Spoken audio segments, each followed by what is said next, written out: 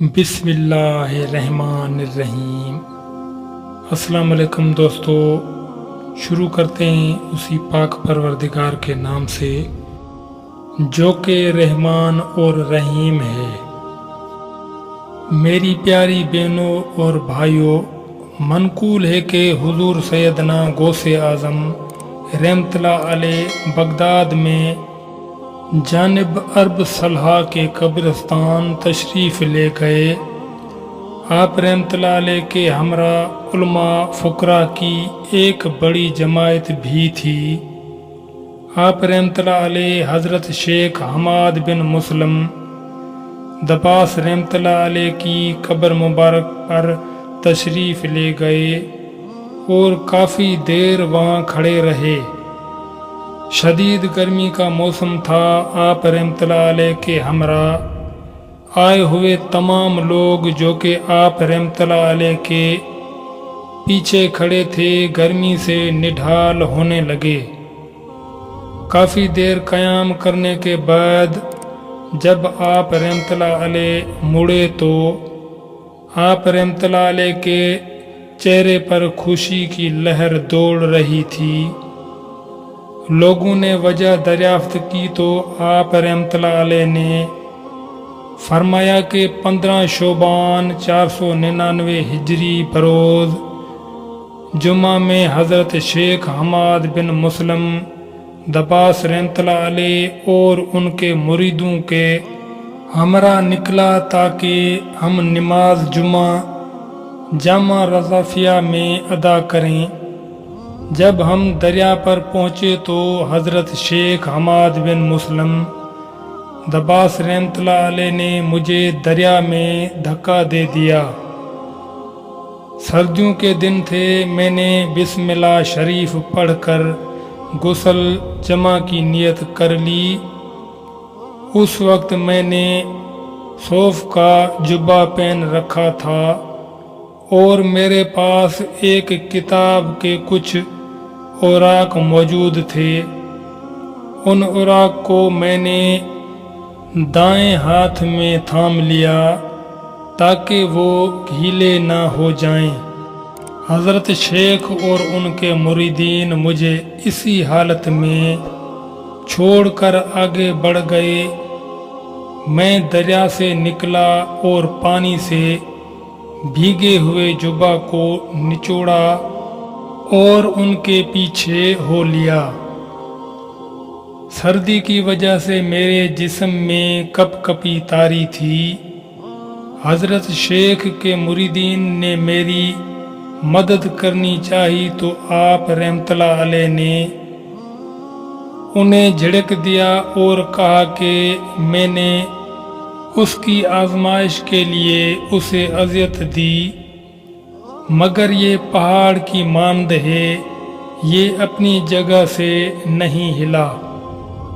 آج جب میں حضرت شیخ کی قبر پر آیا تو میں نے دیکھا کہ آپ رحمت اللہ علیہ کے سر مبارک پر یاقوت کا تاج ہے اور ہاتھوں میں سونے کے کنگن ہیں، پاؤں میں سونے کا پوش ہے، مگر آپ رحمت اللہ علیہ کا دایاں ہاتھ ساکت ہے۔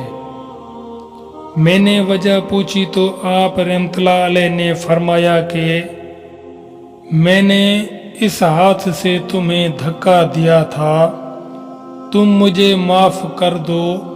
میں نے حضرت شیخ کے حق میں دعائے خیر کی اور 5000 اولیاء اللہ رحمت اللہ علیہ نے اپنے اپنے قبور سے آمین کہا۔ اللہ عز و جل نے حضرت شیخ کے ہاتھ کو تندرست کر دیا، چنانچہ اسی وجہ سے میرے چہرے پر خوشی کی لہر دوڑ آئی۔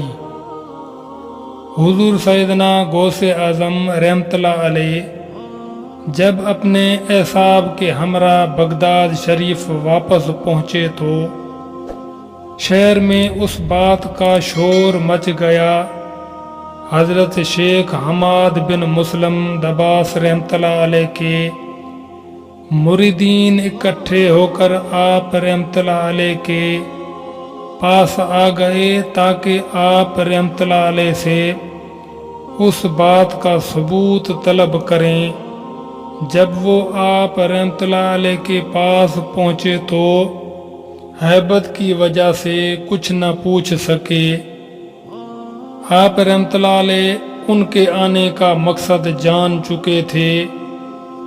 آپ رحمت اللہ علیہ نے ان سے کہا کہ تم 2 مشائخ کا امتحان کر لو، وہ تمہیں میرے قول کے صداقت کا یقین دلائیں گے۔ چنانچہ انہوں نے حضرت شیخ ابو یعقوب یوسف بن ایوب بن یوسف ہمدانی رحمت اللہ علیہ کو، جو کہ بغداد میں نووارد تھے، اور حضرت شیخ ابو محمد عبد الرحمن رحمت اللہ علیہ کو، جو کہ بغداد کے رہائشی تھے، ان کا انتخاب کیا۔ یہ دونوں بزرگ صاحب کشف و کرامت تھے۔ یہ دونوں بزرگ اس وقت موجود نہ تھے۔ حضرت شیخ حماد بن مسلم دباس رحمت اللہ علیہ کے مریدین نے آئندہ جمعہ تک کا وقت دیتے ہوئے کہا کہ ہم آئندہ جمعہ تشریف لائیں گے۔ آپ رحمت اللہ علیہ نے انہیں بیٹھنے کا اشارہ کیا اور اپنے سر مبارک کو جھکا لیا۔ کچھ دیر بعد حضرت شیخ یونس رحمت اللہ علیہ ننگے پاؤں دوڑتے ہوئے تشریف لائے اور کہنے لگے کہ شیخ حماد بن مسلم دباس رحمت اللہ علیہ فرماتے ہیں کہ حضور سیدنا غوث اعظم رحمت اللہ علیہ درست فرماتے ہیں، اور انہوں نے میرے متعلق تمہیں جو خبر دی ہے وہ درست ہے۔ ابھی وہ اپنی بات کر ہی رہے تھے کہ حضرت شیخ عبد الرحمن رحمت اللہ علیہ بھی دوڑتے ہوئے تشریف لائے اور انہوں نے بھی اس بات کو بیان کیا۔ ان دونوں حضرات کی باتیں سن کر حضرت شیخ حماد بن مسلم دباس رحمت اللہ علیہ کے مریدین نے آپ رحمت اللہ علیہ سے اپنی گستاخی کی معافی مانگی۔